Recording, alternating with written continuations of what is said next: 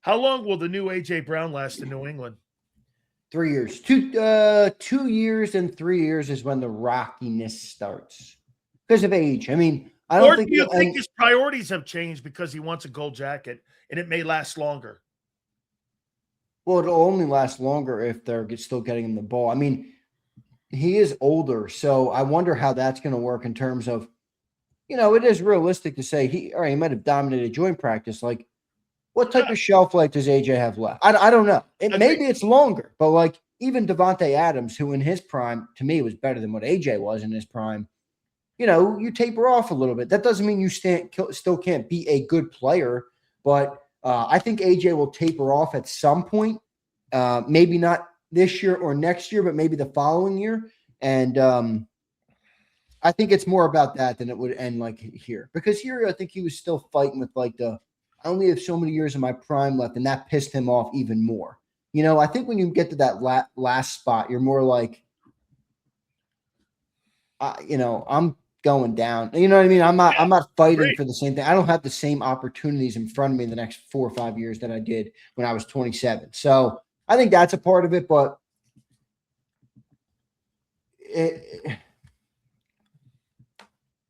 it's a good fit for him. It is. It is. McDaniels and May with him, it's a good fit. I mean, I think Stephon Diggs is a good football player and was really good when he was in his prime, back one of the better route runners in the league, but I don't think he had any business being a 1,000-yard receiver last year. And he was.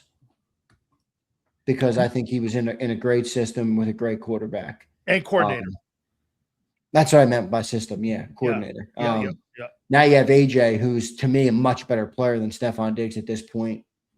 I mean, that could look good. But again, statistical outputs are only that. That's all they are. They're statistical outputs. I mean, does their team reach the level of success? Maybe AJ doesn't care. In fact, he probably doesn't care, to be honest with you. Yeah. Probably doesn't care at all. So we'll see. You think 3 years is appropriate? I do. I think if you look at all the big time wide receivers, Devontae Adams has moved. Tyreek Hill's moved. A.J. Brown's moved.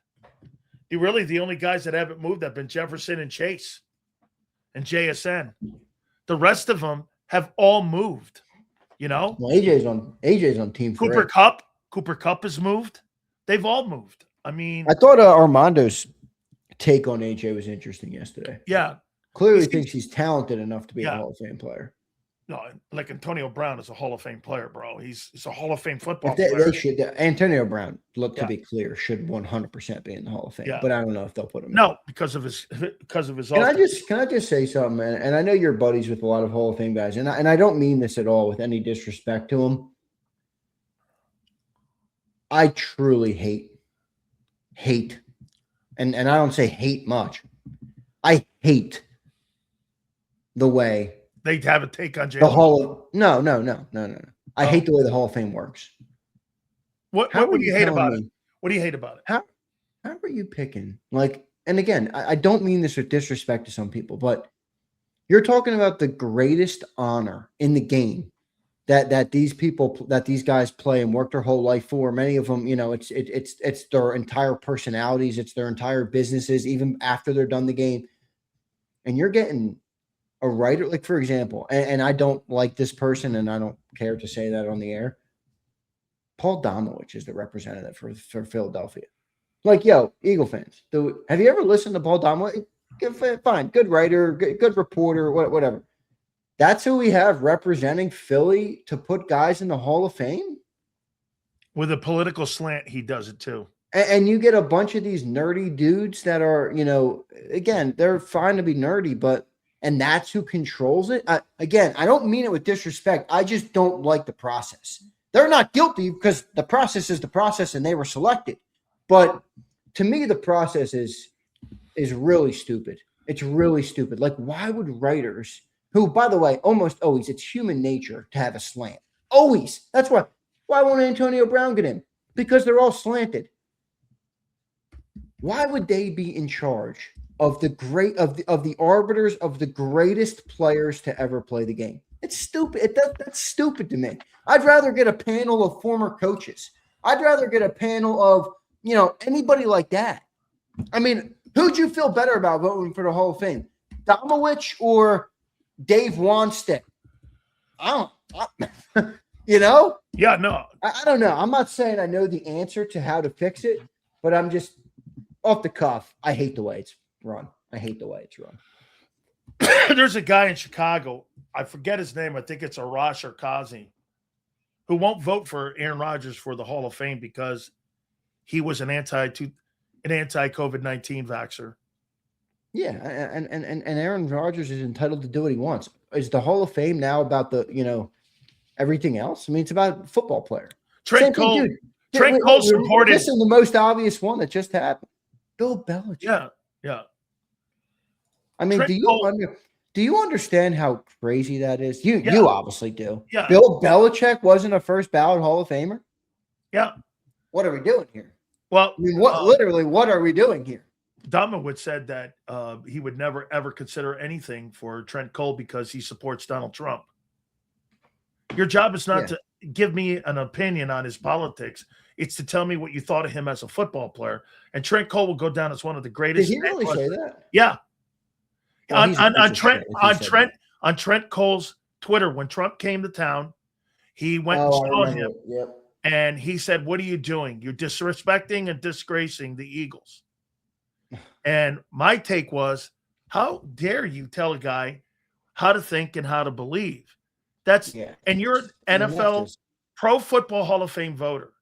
That's embarrassing, dude. To put your political view on non-football things too. So you're listen, the process, like not putting T.O. in on the first ballot, was by design. Yeah. They didn't want to put him in.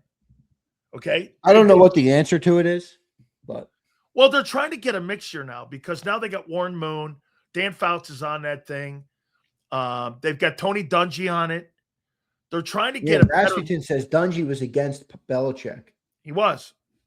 Well, Rasmussen, maybe that goes to the point of all human beings, me included and you included and everybody else listening included. We're all humans, brother. We all have our slants naturally. But to be fair to Tony believes that players are a priority over coaches and owners for the Hall of Fame. He told me that. That's fine. But again, I'm not comparing Bill to other players. Let me ask you this. Don't compare Bill to players. Okay. Compare Bill to coaches. How about this? Bill and Tony competed against one another, right? Tony Dungy played with L.C. Greenwood with that steel curtain. He believes that L.C. Greenwood is being disrespected by not being in the Hall of Fame because there's too many Steelers in it. That's what people say. Right. So his opinion was this.